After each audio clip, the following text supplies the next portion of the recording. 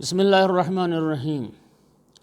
پیغمبر اکرم صلی اللہ علیہ وآلہ وسلم نے اپنی اہل بیت میں سے ہر فرد کے لیے ایک جملہ بڑا خوبصورت ارشاد فرمایا۔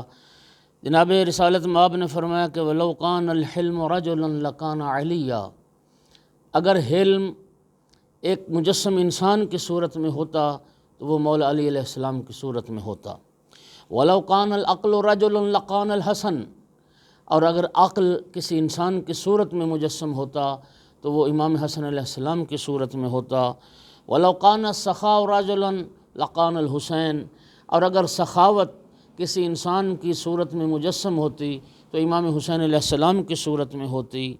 اور وَلَوْ كَانَ الْحُسْنُ شَخْصًا لَكَانَ فاطمہ، اور اگر حسن کائنات کا کسی انسان کی صورت میں مجسم ہوتا تو وہ جناب فاطمہ زہرا سلام اللہ علیہا کی صورت میں ہوتا۔ بلکہ فرمایا کہ نہیں، فاطمہ تو بل ہی اعظم ہو، بلکہ سیدہ طاہرہ اس سے بھی زیادہ عظمت اور فضیلت رکھنے والی ہیں۔ خداوند عالم ہمیں آل محمد کی اس محبت ولایت پہ استقامت عطا فرمائے۔